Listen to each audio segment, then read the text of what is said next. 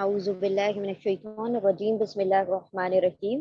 जुज़ number 29 तबारकल्लज़ी। इसकी 3 सूरह हमारी बाकी है, इंशाल्लाह हम वो मुकम्मल करके फिर जुज़ नंबर 30 स्टार्ट करेंगे। अब यहाँ पर सूरह क़ियामा है, ठीक है। ये जो सूरह क़ियामा है वो इसका जोड़ा है सूरह इंसान। जो नेक्स्ट सूरह आ रही है सूरह दहर भी उसका नाम है। सूरह क़ियामा में जो मतलब अल्लाह सुब्हानहू तआला ने जो आयतें नाजिल की हैं, ये एक खुतबे की शक्ल में, मतलब जिस तरीके से आप सल्लल्लाहु अलैहि वसल्लम जैसे खुतबा दिया करते थे, तो खुतबा जब देते थे इंसान जब खुतबा दिया करता है, जब वो अपनी ओन से दिया करता है, क्योंकि आप सल्लल्लाहु अलैहि वसल्लम कोई हमारी तरह रटे रटाए खुतबे नहीं दिया करते थे। आप सल्लल्लाहु अलैहि वसल्लम डायरेक्ट मुखातिब हुआ करते थे, और जो भी चीजें होती थी, जो भी सिचुएशन के हिसाब से सारे खुतबे होते थे।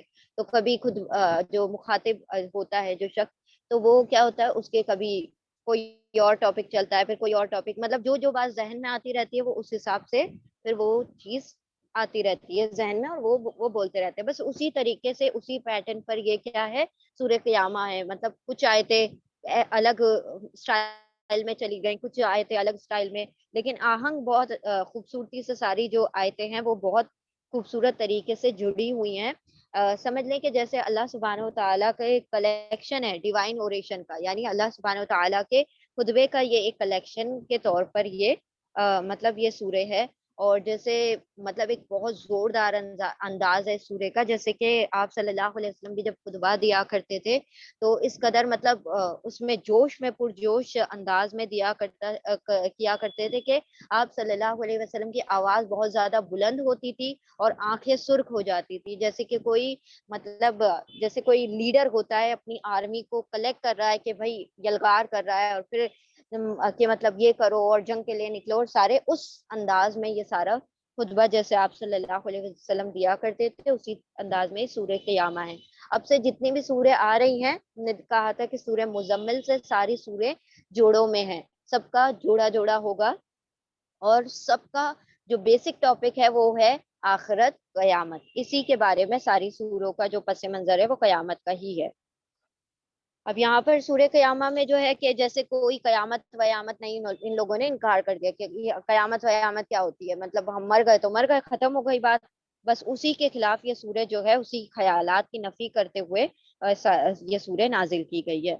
यानी आप सल्लल्लाहु अलैहि वसल्लम ने फरमाया कि तुमको शक है कि कयामत, अल्लाह सुब्हानहू व तआला फरमा रहे कि मैं कसम खा कर कहता हूँ कि कयामत वाकई होने वाली है। तो ये यहाँ से इंशाल्लाह फिर हम शुरू करते हैं। अल्लाह के नाम से जो बे इंतहा मेहरबान, बार बार रहम फरमाने वाला है। सूरह क़यामा मक्की सूरह है, इसमें 40 आयतें हैं। नहीं, मैं कसम खाता हूँ कयामत के दिन की। अब देखिए डायरेक्टली नहीं से बात शुरू हो रही है, इसका मतलब है पीछे कोई और बात थी जिसको मना किया जा रहा है। नहीं, जो तुम कह रहे हो वो गलत है। ला उक़सिमु, नहीं नहीं, जो तुम कह रहे हो यानी कि कयामत नहीं आने वाली और हमने दोबारा जिंदा नहीं होने वाला है, तो ये तुम्हारे जो ख्यालात हैं वो बिल्कुल बेबुनियाद हैं। ये तो होकर रहेगा, और मैं इसकी कसम खाता हूँ। ला उक़सिमु बियौमिल क़ियामा, मैं कयामत के दिन की कसम खाता हूँ कि वो वाक़ई होकर रहेगी। और और नहीं नहीं, मैं कसम खाता हूँ मलामत करने वाले नफ्स की। मलामत करने वाला नफ्स वही जो हमारा ज़मीर होता है, हमारा कॉन्शियस होता है, जो नफ्स लव्वामा जिसको कहा जाता है, जिसको हम उर्दू में ज़मीर कहते हैं, इंग्लिश में कॉन्शियस कहते हैं। तो ये जो होता है इंसान को उकसाता है ना, मतलब उकसाने वाला जो है नफ्स अम्मारा है, और ये क्या करता है इंसान को बताता है कि तुम गलत कर रहे हो या सही कर रहे हो। यानी कि एक एक जो चीज है कि नेकी नेकी है और बदी बदी है, तो ये इस चीज को बताता है कि हाँ भाई ये जो चीज है तुम कर रहे हो तो ये सही है, सही डायरेक्शन है, सही मतलब इसका नतीजा निकलेगा। और जब हम गलत करते हैं तो फिर क्या करता है, वो बता देता है कि हम गलत कर रहे हैं। मतलब अगर इंसान ये कहे कि ऐसे नेकी नेकी नहीं है, बदी बदी नहीं है, तो फिर ये अंदर से फिर जमीर ये क्यों बेचैन रहता है? ये बेचैन इसीलिए होता है कि जब सही चीज हम कर रहे होते हैं तो हमें ये फिर अप्रिशिएट करता है, और जब हम गलत की तरफ जाते हैं तो फिर ये क्या करता है, हमें रोकने की कोशिश करता है। वो बात अलग है कि हम जो नफ्स अम्मारा है उसको अपने ऊपर हावी रखते हैं, और हमारा जो है लवामा को मतलब दबा देते हैं। तो इसकी वजह से क्या होता है, जो हमारा हमारे वो हो जाता है,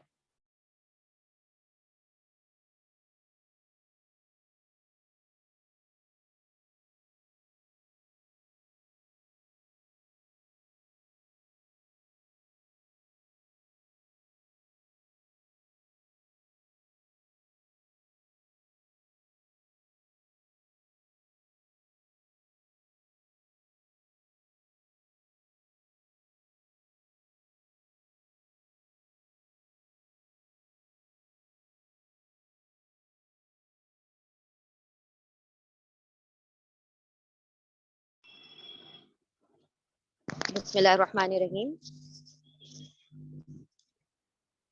پھر نفس لوامہ اللہ سبحانہ و تعالیٰ، اور نہیں میں قسم کھاتا ہوں نفس لوامہ کی، یعنی ایسے نفس کی جو کہ ملامت کرنے والا ہے. تمہارے ضمیر بھی تمہیں ملامت کرتے ہوں گے، تمہارے ضمیر بھی اس بات سے آگاہ کرتے ہوں گے کہ نبی صلی اللہ علیہ وسلم جو کہہ رہے ہیں وہ سچ کہہ رہے ہیں. مطلب تم نے ماننے سے وہ زبانی طور پر انکار کیا، لیکن تمہارے دل جو ہیں اس بات پر گواہی دیتے ہیں کہ یہ ساری باتیں برحق ہیں اور سچ ہیں.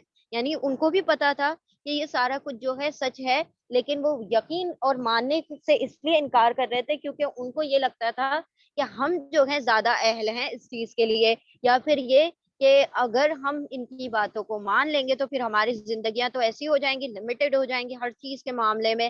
پھر ہمیں سوچ سمجھ کر چلنا پڑے گا، مال بھی خرچ کرنا ہے، جان بھی لگانی ہے. تو یہ ساری چیزوں کے بنا پر یہ ماننے سے انکار کر رہے تھے. کیا انسان یہ سمجھ رہا ہے کہ ہم اس کی ہڈیوں کو جمع نہ کر سکیں گے؟ کیوں نہیں، ہم تو اس کی انگلیوں کے پور پور تک ٹھیک ٹھیک بنا دینے پر قادر ہیں. اب دیکھیں اللہ سبحانہ و تعالیٰ نے پور کا بھی ذکر کر دیا. پور کو ایمفسائز یہاں پر کیوں کیا گیا ہے؟ ہر انسان کا جو فنگر پرنٹ، آپ جانتے ہیں کہ ہر انسان کی ایک یونک آئیڈینٹی ہے. ہر انسان کا فنگر جو ٹپ ہوتا ہے وہ مختلف ہوتا ہے. چاہے دنیا میں لاکھوں کروڑوں لوگ پیدا ہو جائے، سب کا پیٹرن وہی ہے. کسی کا رنگ پیٹرن ہے، کسی کا کرل پیٹرن ہے، کسی کا ویوی پیٹرن ہے. پیٹرن وہی ہے لیکن ہر کسی کا فنگر پرنٹ ڈفرینٹ ہے. اللہ سبحانہ و تعالیٰ فرماتے ہیں کہ ہم تو وہ تک جوڑنے پر قادر ہیں، ہم تو وہ جو مائنیوٹ سی ڈیٹیلز ہیں ان تک کو تمہارے لیے دوبارہ سے کیا کر دیں گے، مطلب اس کو دوبارہ سے تخلیق کرنے پر قادر ہیں. تو تم کیا سمجھتے ہو تو تمہارے وجود کو جو کہ پہلے بنایا جا چکا ہے اس کو دوبارہ اس کا اعادہ نہیں کر سکتے؟ مگر انسان چاہتا ہے کہ آگے بھی بدعمالیہ کرتا رہے. پوچھتا ہے آخر کب آنا ہے وہ قیامت کا دن. یعنی انسان اس لیے، وہی بات ہے نا کہ یہ لوگ چاہتے تھے کہ ہمارے یہ جو چیز ہے روک ٹوک لگ جائے گی نا. اگر ایک مرتبہ ہم نے مان لیا کہ ہاں بھائی نبی صلی اللہ علیہ وسلم برحق ہے، تو پھر ہم نے کیا کرنا پڑے گا، ساری وہ جو پھر اس کی باؤنڈریز ہے اس کا خیال رکھنا پڑے گا. پھر ہم جو اپنے غلاموں پہ ظلم کرتے ہیں اس سے پرہیز کرنا پڑے گا. ہم جو ساری چیزیں نا جو ہمارے جو عیش و آرام ہے ان کے اوپر بڑی خلل پڑے گی. تو یہ انسان چاہتا ہے کہ بدعمالیہ اس کی جاری رہے، اس لیے وہ بات ماننے سے انکار کر دیتا ہے. پوچھتا ہے آخر کب آنا ہے وہ قیامت کا دن. پھر جب دیدے پتھرا جائیں گے اور چاند بے نور ہو جائے گا اور چاند سورج ملا کر ایک کر دیے جائیں گے، یعنی ایک طریقے سے جیسے بینگ ہو جائیں گے، ساری چیزیں کیا ہوں گی، ایک دوسرے میں ٹکرا جائیں گی. تو اللہ سبحانہ و تعالیٰ فرما رہے ہیں یہ ساری نشانیاں ہیں قیامت کی اور یہ سب ہو کر رہے گا. اس وقت یہی انسان کہے گا کہاں بھاگ کر جاؤں، یعنی کوئی جائے فرار اس کو دکھائی نہ دے گی. ہرگز نہیں، وہاں کوئی جائے پناہ نہ ہوگی. اس روز تیرے رب ہی کے سامنے جا کر ٹھہرنا ہوگا.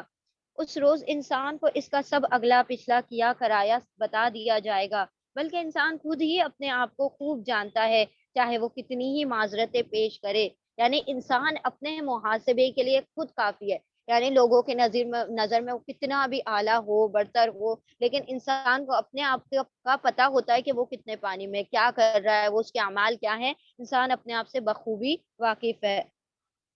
اے نبی صلی اللہ علیہ وسلم، اس وحی کو جلدی جلدی یاد کرنے کے لیے اپنی زبان کو حرکت نہ دو. اس کو یاد کرا دینا اور پڑھوا دینا ہمارے ذمے ہے. اب یہ ہوتا تھا آپ صلی اللہ علیہ وسلم کے پاس جب وحی نازل ہوتی تھی تو جو آپ صلی اللہ علیہ وسلم یہ سوچا کرتے تھے کہ کہیں مجھ سے کوئی لفظ رہ نہ جائے، کہیں ایسا نہ ہو کوئی بات چھوٹ جائے، تو میں کیا کر لوں جلدی جلدی سے اس کو پڑھوں تاکہ کوئی چیز اسکپ نہ ہو جائے. تو اللہ سبحانہ و تعالیٰ نے فرمایا آپ اس میں اپنی زبان کو تیزی سے حرکت نہ دیں، آپ جلدی نہ کریں. بے شک اللہ سبحانہ و تعالیٰ نے جب اس کو اپنے بندے پر نازل کیا ہے تو اس کا ذمہ بھی لیا ہے کہ وہ آپ کو یاد بھی کروا دے گا. اس سے آپ کو سمجھا بھی دیا جائے گا، آپ کو ایکسپلین بھی کر دی جائے گی یہ وحی، اور آپ کو یہ جو یاد کروانا ہے وہ بھی کروا دیا جائے گا. تو آپ اس کے لیے جلدی نہ کریں، ہرگز نہیں. اصل بات یہ ہے کہ تم لوگ جلدی حاصل ہونے والی چیز سے محبت رکھتے ہو اور آخرت کو چھوڑ دیتے ہو. یعنی کہ دنیا سے تو تم اتنا لگاؤ رکھتے ہو اور دنیا کے لیے جدوجہد کرتے ہو، اور آخرت جو کہ دائمی ہے اس کو تم کوئی نہ اہمیت دیتے نہ اس کے لیے محنت کرتے. اس روز کچھ چہرے تر و تازہ ہوں گے، اپنے رب کی طرف دیکھ رہے ہوں گے اور کچھ چہرے اداس ہوں گے اور سمجھ رہے ہوں گے کہ ان کے ساتھ کمر توڑ برتاؤ ہونے والا ہے۔ ہرگز نہیں، جب جان حلق تک پہنچ جائے گی اور کہا جائے گا کہ ہے کوئی جھاڑ پھونک کرنے والا، اور آدمی سمجھ لے گا کہ یہ دنیا سے جدائی کا وقت ہے، یعنی انسان جب ساری اس کے حواس باختہ ہو جاتے ہیں، پوری طریقے سے نزا کا وقت آ جاتا ہے، تو انسان کی جو کیفیت ہوتی ہے اللہ سبحانہ و تعالیٰ وہ بیان کر رہے ہیں۔ تو انسان سمجھتا ہے کہ بس اب جھاڑ پھونک سے ہی بچا جا سکتا ہے، کیونکہ ساری دوائیں لا علاج ہیں، اور موت کے لیے تو جھاڑ پھونک کیا، کوئی دوا کیا، کوئی پھر دعائیں بھی نہیں کام کیا کرتی۔ پھر جدائی کا وقت ہے، یعنی کہ اب اللہ سبحانہ اس دنیا سے جدائی کا وقت ہے اور اللہ سبحانہ و تعالیٰ سے ملاقات کا وقت ہے، اور پنڈلی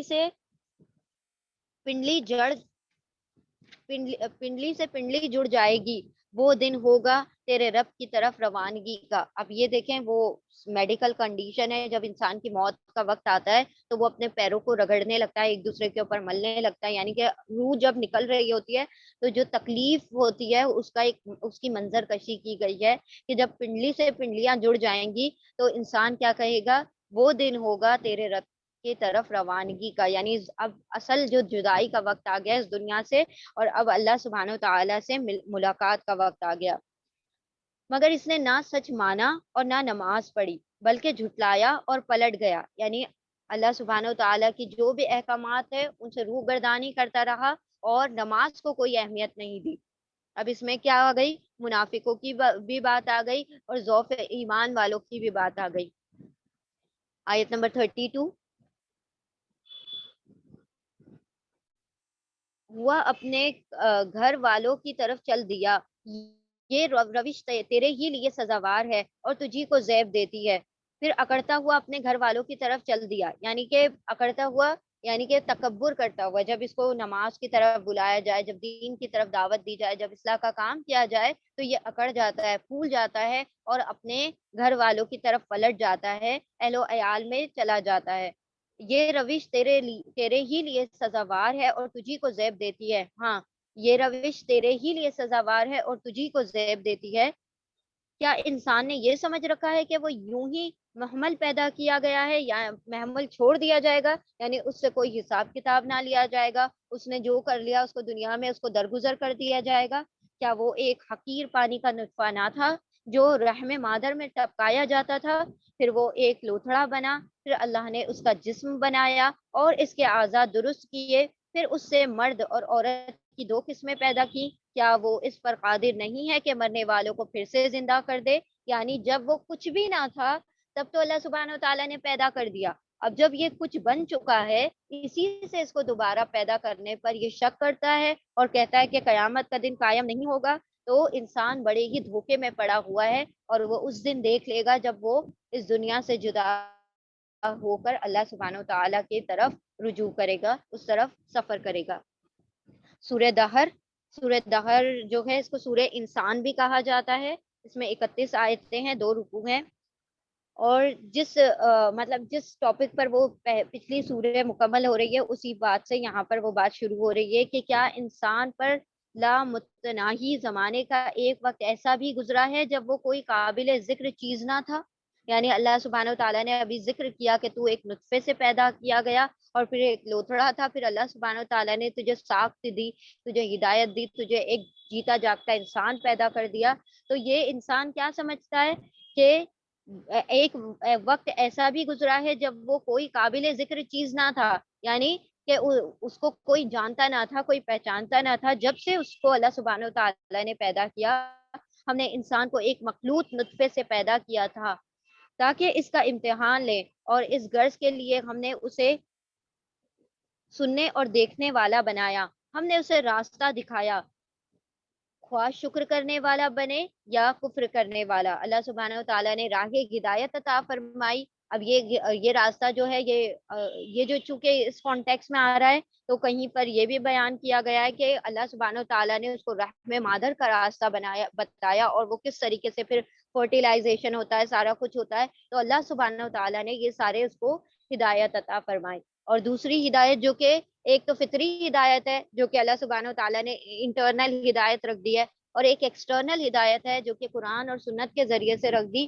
تو اللہ سبحانہ و تعالیٰ نے تو سارے راستے تمہیں بتا دیے, کوئی چیز ایسی نہیں ہے جو تم سے پوشیدہ اور چھپا کر رکھی گئی, تمہارے لیے ہدایت کے تمام راستے کھول دیے گئے. کفر کرنے والوں کے لیے ہم نے زنجیریں اور توق اور بھڑکتی ہوئی آگ مہیا کر رکھی ہے. نیک لوگ جنت میں شراب کے ایسے ساگر پیئیں گے جن میں آب کافور کی آمیزش ہوگی. مطلب اس کے لیے مطلب ایسے وہ جو شراب ہوتی ہے تو اس کے اندر اسمیل بری ہوتی ہے. اللہ سبحانہ و تعالیٰ فرما رہے ہیں کہ ہم ان کو ایسی شراب عطا فرمائیں گے جس کے اندر خوبصورت مطلب دل کو لبھانے والی مطلب اٹریکٹیو اس کے اندر خوشبوئیں بھی ہوں گی. مزاجها کافورا اور کی آمیزش ہوگی. یہ ایک بہتا چشمہ ہوگا جس کے پانی کے ساتھ اللہ کے بندے شراب پیئیں گے اور جہاں چاہیں گے بسہولت اس کی شاخیں نکال لیں گے. یعنی کس قسم کے وہ دریا ہوں گے جہاں چاہیں گے, مطلب یہاں بیٹھے ہوئے ہیں اور چاہتے ہوں گے کہ کہیں اور لے جائیں اس نہر کو, تو وہ ساتھ ساتھ اپنے اس نہر کو اس جگہ پر لے جائیں گے. اگر چاہ رہے ہوں گے کہ ہم وہاں بیٹھ جائیں, جنت کے دوسرے درجے پر بیٹھ جائیں, تو وہاں جا کر پھر وہ اپنی نہر اٹھا کر ساتھ لے جایا کریں گے. سبحان اللہ, کیسی کیسی وہاں پر اللہ سبحانہ و تعالیٰ کی نعمتیں ہوں گی. جہاں چاہیں گے اس نہر کی شاخیں نکال لیں گے. یہ وہ لوگ ہوں گے جو دنیا میں نظر پوری کرتے تھے اور اس دن سے ڈرتے ہیں اس کی آفت ہر طرف پھیلی ہوئی ہے. یعنی کہ اس دن وہ دن یعنی قیامت کا دن جس کی آفت جو ہے اس سے کوئی بچ نہیں سکتا, جس کی آفت ہر طرف پھیلی ہوئی ہے. اس دن سے وہ دنیا میں ڈرا کرتے تھے اور اللہ کی محبت میں مسکین اور یتیم اور قیدی کو کھانا کھلاتے تھے اور ان سے کہتے تھے کہ ہم تمہیں صرف اللہ کی خاطر کھلا رہے ہیں, ہم تم سے نہ کوئی بدلہ چاہتے ہیں نہ شکریہ ہی تم سے طلب ہے. یعنی وہ ایک تھینکس بھی ان سے نہیں چاہتے, ایک یہ بھی نہیں چاہتے کہ ان کو بدلے میں کوئی تھینک یو بھی کہہ دے اور شکریہ بھی کہہ دے. مطلب بالکل بے لوث ہو کر اللہ سبحانہ تعالیٰ کی رضا کے لیے وہ لوگوں کو کھانا کھلایا کرتے ہیں. اور اللہ سبحانہ تعالیٰ نے احادیث میں بھی فرمایا کہ کھانا کھلانا اور سلام کرنا یہ بہت بڑی نیکیوں میں سے شامل ہے.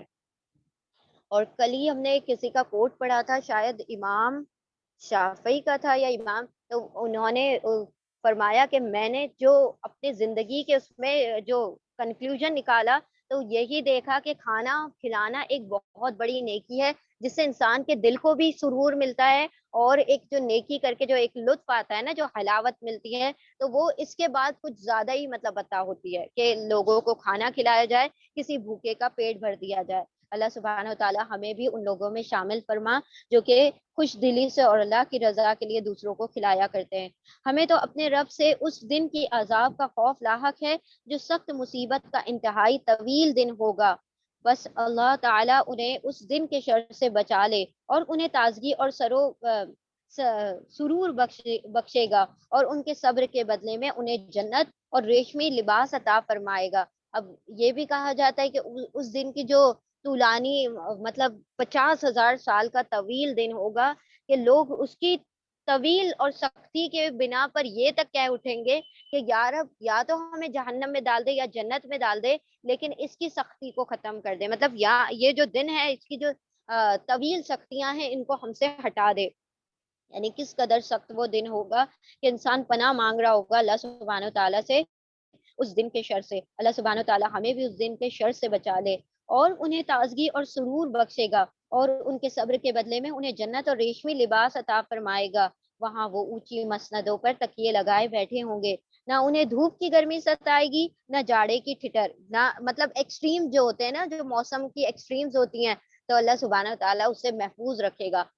مطلب ایسا موسم ہوگا کہ جیسے ایک سا موسم ہوتا ہے اور مطلب چھاؤں ہوتی ہے اور ہمیشہ جیسے باغوں میں کس طریقے کا انسان کو سرور اور ایک لطافت محسوس ہوتی ہے, تو اللہ سبحانہ تعالیٰ نے جنت کا بھی کچھ ایسا ہی موسم رکھا ہوا ہے.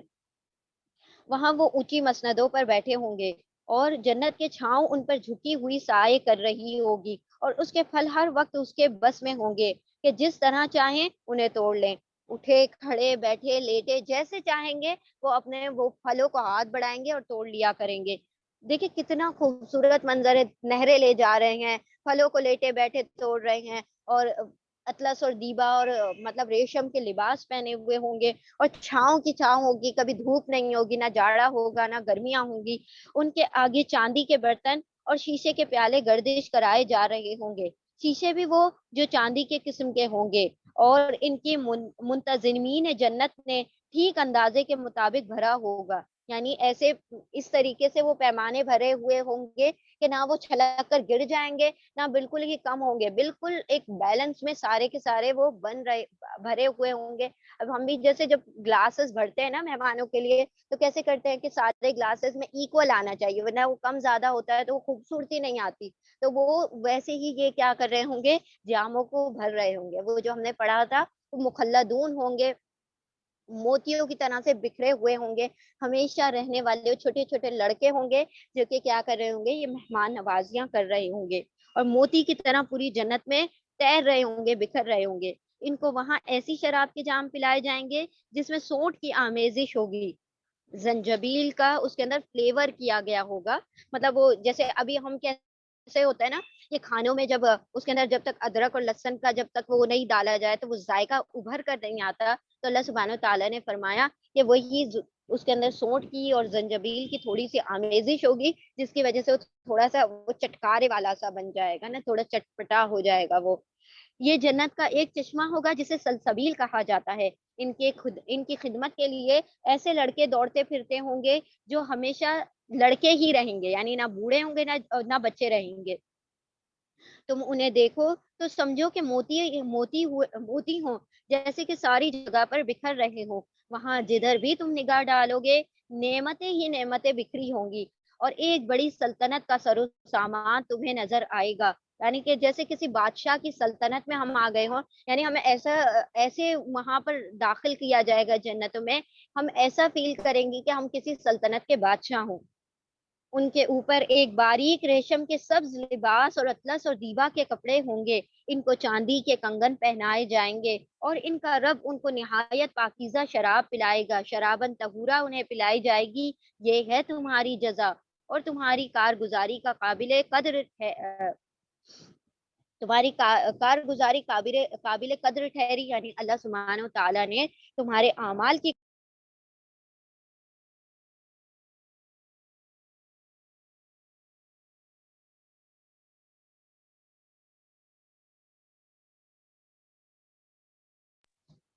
اور تمہارے اعمال کی اللہ سبحانہ و تعالیٰ نے قدردانی کی, اور تمہیں اتنے اونچے اونچے مطلب یہ جو مقامات عطا کیے, اور تمہیں رہنے کو, پہننے کو, اور ہر چیز جو پینے کو بہترین سے بہترین اجر عطا فرمایا.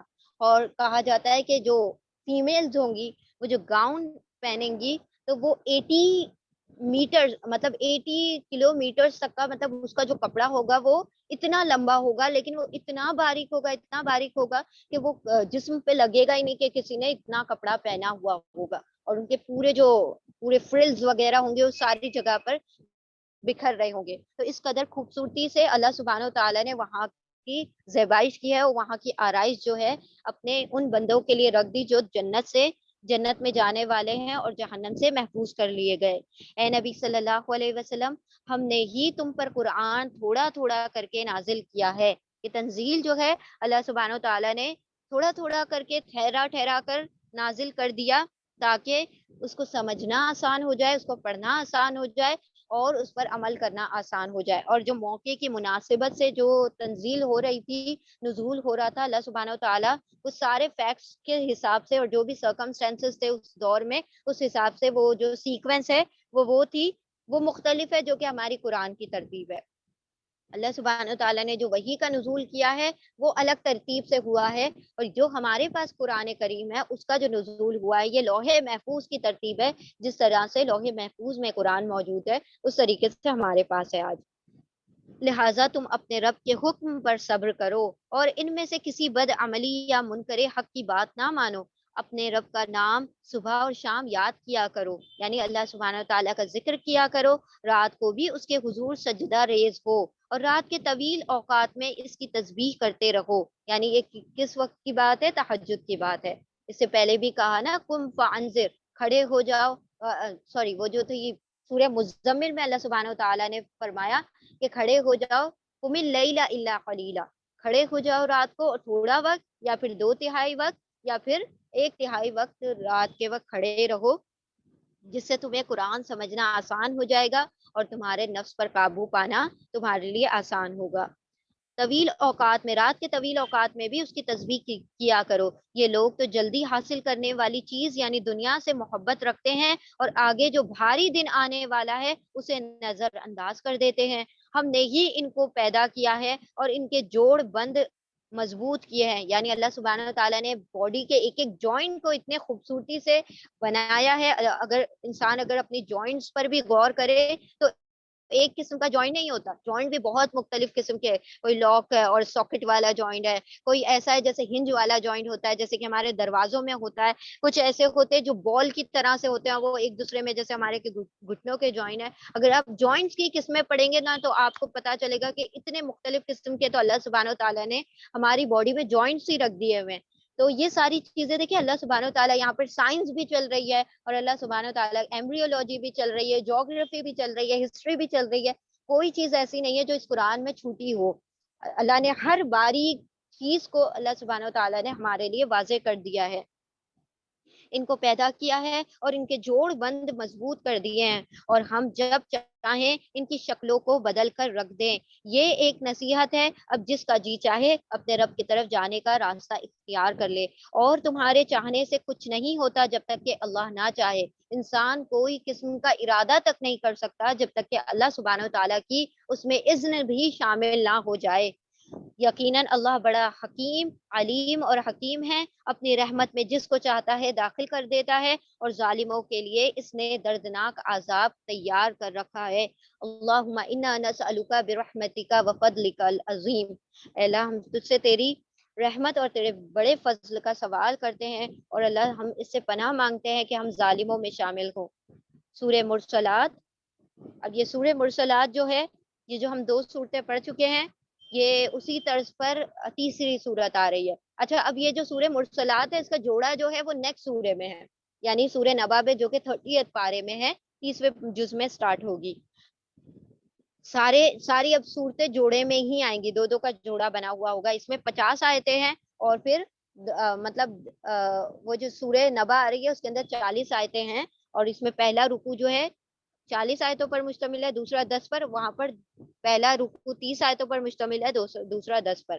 اچھا، اب یہ جو سورہ ہے یہ اسی طرز پر ہے، ہم نے جو دو صورتیں پڑھ لی، 5 صورتیں ہیں باقاعدہ اس طرز پر۔ ایک تو ہم نے پڑھی تھی سورہ صافات، وصافات صفا، اس طریقے سے، پھر وزاریات ذروا، وہ جو تھی وہ سورہ زاریات ہم نے پڑھ لی، اور اب یہ آ رہی ہے تیسری سورہ مرسلات، باقی دو اور آ جائیں گی انشاءاللہ جو اس طرز پر اس پیٹرن پر ہے۔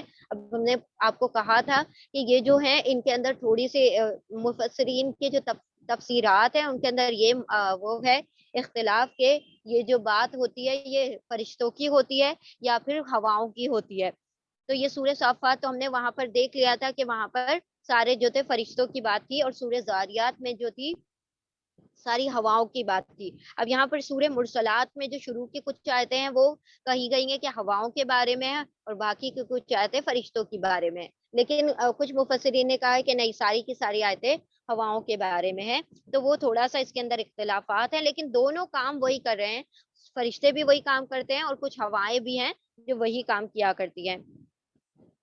ٹھیک ہے، اب یہاں سے جو بھی ٹاپک آ رہے ہیں سارے، اس کا بھی پس منظر جو ہے وہ قیامت کے اوپر ہے۔ اللہ سبحانہ تعالیٰ نے قیامت کا جو آنا ہے وہ برحق ہے، اس کے بارے میں یہاں پر بیان کیا ہے۔ اللہ کے نام سے جو بے انتہا مہربان اور رحم فرمانے والا ہے، قسم ہے ان ہواؤں کی جو پے در پے بھیجی جاتی ہیں، پھر طوفانی رفتار سے چلتی ہیں اور بادلوں کو اٹھا کر پھیلا دیتی ہیں، پھر ان کو پھاڑ کر جدا کر دیتی ہیں، یعنی بادل جو ہوتا ہے ایک ساتھ اکٹھا نہیں رہتا، اس کے ٹکڑے ٹکڑے کر دیے جاتے ہیں، اور ہر ٹکڑا مختلف جگہوں پر بارش برسانے کے لیے بھیج دیا جاتا ہے۔ اچھا، ابھی اسی کام پہ فرشتے بھی مامور ہے، کچھ جو فرشتے ہیں جو ہواؤں پر مامور ہے، کچھ فرشتے جو بادلوں کے نگرانی پر مامور ہے۔ تو یہ اسی لیے کہا گیا ہے کہ یہ اس کے اندر اختلافات ہے کہ یہ فرشتوں کی بات ہے یا ہواؤں کی۔ تو چند جو شروع کی آیتیں ہیں ان کو تو ہوا کی طرف منسوب کیا گیا ہے، اور کچھ آیتوں کو فرشتوں کی طرف کر دیا گیا ہے۔ پھر ان کو پھاڑ کر جدا جدا کر دیتی ہیں ان بادلوں کو، پھر دلوں میں خدا کی یاد ڈالتی ہیں عذر کے طور پر یا ڈراوے کے طور پر۔ اللہ سبحانہ تعالیٰ نے یہاں پر یہ ہوائیں ہی ہوتی ہیں جو انسان کے جب سانس آتی ہے تو اس کے دل دھڑکتا ہے، اور اس کے دل کے دھڑکنے سے کیا ہوتی ہے، یہی ہوائیں جو ہوتی ہیں انسان کے دل میں اللہ سبحانہ و تعالیٰ کی یاد ڈالتی ہیں. یعنی کبھی تو ان کی آمد کے رکنے اور قحط کا خطرہ پیدا ہونے سے دل گداس ہو جاتا ہے نا. انسان کا دل جو ہے کیفیات بدلتا رہتا ہے، گاہے کھندا گاہے گریا، کبھی خوش ہو جاتا ہے، کبھی مسرور ہو جاتا ہے، کبھی کیا ہو جاتا ہے، بہت غمگین ہو جاتا ہے. تو یہی ہوائیں تو ہے نا جو دل کو دھڑکا رہی ہیں. تو اللہ سبحانہ و تعالیٰ نے یہاں پر فرمایا کہ دلوں میں کیا کرتی ہیں ہوائیں، یہ جو ہوتی ہیں کبھی اس کو مسرور کر دیتی ہیں، کبھی خوش کر دیتی ہیں، کبھی یہی ہوائیں جو ہوتی ہیں اس کو کیا کر دیتی ہیں، مغموم کر دیتی ہے نا، غمگین کر دیتی ہے. تو انسان کبھی قحط سے ڈر جاتا ہے، کبھی کبھی کسی اور بات سے ڈر جاتا ہے، کبھی انسان کو کسی چیز کا خدشہ لگا رہتا ہے تو وہ غمگین رہتا ہے. تو اور پھر کبھی کبھی اس کو کیا ہوتا ہے کہ پھر وہ استغفار کرنا شروع کر دیتا ہے. انسان کے دل میں پھر یاد آتی ہے جب اللہ کی، جب وہ گھبرایا ہوا ہوتا ہے تو اللہ کی تسبیحات کرتا ہے، اس کے لیے استغفار کرتا ہے. اور پھر جب خوش ہوتا ہے تو اللہ کی تعریف بیان کرتا ہے. تو انسان کو یہی ہوائیں جو ہوتی ہے اس پر آمادہ بھی کرتی ہیں کہ اللہ کا ذکر کرے. جس چیز کا تم سے وعدہ کیا جا رہا ہے وہ ضرور واقع ہونے والی ہے، یعنی قیامت. اس میں کسی بھی قسم کا شک اور جھوٹ نہیں ہے. پھر جب ستارے ماند پڑ جائیں گے، اب یہ وہاں کی منظر کشی کی جا رہی ہے کہ اس دن قیامت کے دن ہوگا کیا. ستارے جو کہ چمکتے ہیں آسمانوں میں وہ ماند پڑ جائیں گے اور آسمان پھاڑ دیا جائے گا اور پہاڑ دھنک ڈالے جائیں گے اور دھنک ڈالے جائیں گے. وہ جس طریقے سے روئی دھن جاتی تھی تو پہلے کے زمانے میں جو عورتیں جو روئی دھنتی تھی تو اس کے اندر سے کیا ہوتا تھا، وہ روئی کا جو کچھ حصہ ہوتا تھا نا، جو پارٹیکلز ہوتے تھے وہ اڑ اڑ کر باہر کی طرف اڑا کرتے تھے. تو اللہ سبحانہ و تعالیٰ نے فرمایا کہ پہاڑ بھی ایسے ہو جائیں گے جیسے دھنکی ہوئی اون، جیسے وہ سب طرف بکھر رہی ہو، اس کے پارٹیکل جو ہے ادھر ادھر بکھر رہے ہوں. اور پہاڑ دھنک دیے جائیں گے اور رسولوں کی حاضری کا وقت آ پہنچے گا. یعنی اللہ سبحانہ و تعالیٰ اپنی بارگاہ میں سارے رسولوں کو گواہ بنا کر کھڑا کر دے گا. اس روز وہ چیز واقع ہو جائے گی کس روز کے لیے یہ کام اٹھا رکھا گیا ہے، فیصلے کے روز کے لیے. یعنی اللہ سبحانہ و تعالیٰ خود سوال کرتے ہیں اور پھر خود جواب دیتے ہیں تاکہ ان کو اس بات پر یقین آ جائے. اور تمہیں کیا خبر کہ وہ فیصلے کا دن کیا ہے، تباہی ہے اس دن جھٹلانے والوں کے لیے. کیا ہم نے اگلوں کو ہلاک نہیں کیا، پھر انہی کے پیچھے ہم بعد والوں کو چلتا کریں گے. مجرموں کے ساتھ ہم یہی کچھ کیا کرتے ہیں. تباہی ہے اس دن جھٹلانے والوں کے لیے. کیا ہم نے ایک حقیر پانی سے تمہیں پیدا نہیں کیا اور کیا مقررہ مدت تک اسے ایک محفوظ جگہ ٹھہرائے رکھا. تو دیکھو ہم اس پر قادر ہیں، بس ہم بہت اچھی قدرت رکھنے والے ہیں. تباہی ہے اس دن جھٹلانے والے کے لیے. اللہ سبحانہ و تعالیٰ نے دیکھیے یہ بار بار یہ جو بات کی جا رہی ہے نا انسان کی تخلیق کی، انسان کو اس لیے یہ یاد دلایا جا رہا ہے کہ ذرا اپنی پہلی تخلیق میں غور کرے، تاکہ اگر وہ غور و فکر کرے گا اپنی پہلی تخلیق میں تو اس کو پھر موت کے بعد دوبارہ اٹھائے جانے پر کسی بھی قسم کا شک نہیں ہوگا. یعنی اللہ سبحانہ و تعالیٰ جبکہ کچھ نہیں سے کچھ کرنے پر قادر ہے، تو کچھ ہونے سے کچھ دوسری چیز کا بنانا اس کے لیے کوئی بعید نہیں ہے، کوئی بڑی بات نہیں ہے. اور اللہ نے تمہیں پیدا بھی کیا اور ایک مقررہ مدت تک اس سے ایک محفوظ جگہ ٹھہرائے رکھا. یعنی ماں کے رحم میں اللہ سبحانہ و تعالیٰ نے تمہیں ایک جو نطفہ ہے اس کو ٹھہرائے رکھا، جس کی وجہ سے اولاد جو ہوتی ہے تخلیق میں آتی ہے، جو بچہ ہوتا ہے وہ تخلیق میں آتا ہے. تو جب یہ ساری چیز پر اللہ سبحانہ و تعالیٰ قدرت رکھتا ہے تو پھر وہ تمہیں دوبارہ بنانے پر قدرت کیوں نہیں رکھتا. بے شک وہ علی کل شیء قدیر. کیا ہم نے زمین کو سمیٹ کر رکھنے والی نہیں بنایا، زندوں کے لیے بھی اور مردوں کے لیے بھی. یعنی زمین جو ہوتی ہے کیا کرتی ہے، ہر چیز کو سمیٹ سمیٹ کر رکھتی ہے. اس کے اندر معدنیات بھی ہوتی ہیں اور پھر دوسری چیزیں بھی، پھر پانی کو اس کو سمیٹ کر رکھتی ہے، اس کے اندر دبا کر مطلب جذب کر کے رکھے ہوئے ہوتی ہے. پھر جو پیڑ درخت ہوتے ہیں جو ہمارے کھانے پینے کی چیزیں ہیں اس کی جڑیں جو ہوتی ہیں اس کو دبا کر سمیٹ کر رکھتی ہے. پھر مردوں کو بھی اپنے اندر سمیٹ کر رکھتی ہے. ایسا نہیں ہے کہ اگل دے گی پھاڑ دے گی اور نکال کر پھینک دے گی. ایک وقت وہ بھی آنے والا ہے جو اس نے سمیٹا ہوا ہے وہ سارا کا سارا نکال کر پھینک دے گی.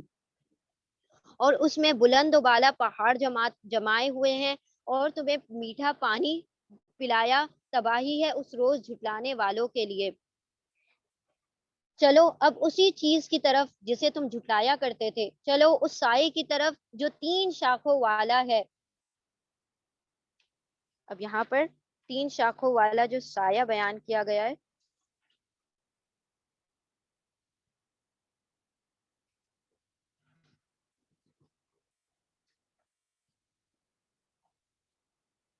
اہل عرب چونکہ شراب کے ساتھ سوری سائے سے مراد دھوئیں کا سایہ ہے، اور 3 شاخوں کا مطلب ہے کہ جب کوئی بہت بڑا دھواں اٹھتا ہے تو اوپر جا کر وہ کئی شاخوں میں تقسیم ہو جاتا ہے. تو وہ جو دخان ہم نے پڑھا تھا، تو اللہ سبحانہ و تعالیٰ نے وہ بھی ایک نشانی بتائی تھی کہ ایک بڑا دھواں اٹھے گا، جس کے بعد کیا ہوگی، قیامت کی جو نشانیاں وہ ظاہر ہونا شروع ہو جائیں گی اور پھر قیامت آ جائے گی. تباہی ہے اس دن جھٹلانے والوں کے لیے. یہ فیصلے کا دن، ہم نے تمہیں اور تم سے پہلے گزرے ہوئے لوگوں کو جمع کر دیا. یہ کون سا دن ہے؟ فیصلے کا دن ہے، یعنی اللہ سبحانہ و تعالیٰ اس دن ہر نیک و بد کا فیصلہ فرما دیں گے. اور اب اگر کوئی چال تم چل سکتے ہو تو میرے مقابلے میں چل دیکھو. تباہی ہے اس دن جھٹلانے والوں کے لیے، یعنی اللہ سبحانہ و تعالیٰ اب کھلا چیلنج کر رہے ہیں کہ جو جو چالیں چلنی ہیں تم اب میرے خلاف چلو. اب میں دیکھتا ہوں کہ تم کتنے اپنی چالوں میں کامیاب ہوتے ہو. متقی لوگ متقی لوگ آج سایوں اور چشموں میں ہیں، اور جو پھل وہ چاہیں ان کے لیے حاضر ہیں. کھاؤ اور پیو مزے سے اپنے ان اعمال کے صلے میں جو تم کرتے رہے ہو. ہم نیک لوگوں کو ایسے ہی بدلا دیا کرتے ہیں.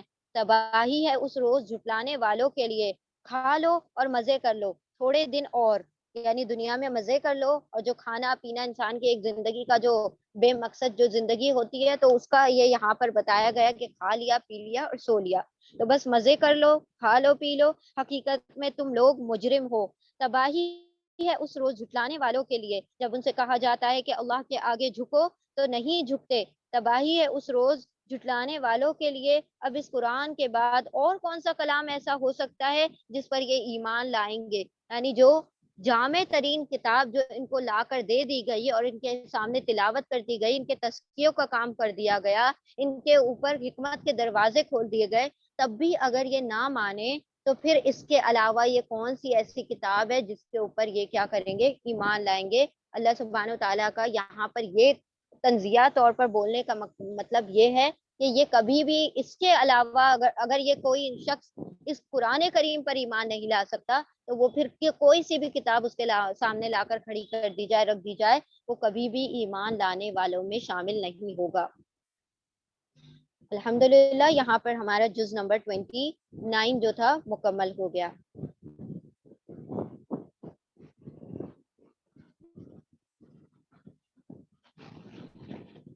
ٹھیک ہے، ریکارڈنگ آف کر دیں، پھر ہم دوبارہ سے سٹارٹ کر لیتے ہیں.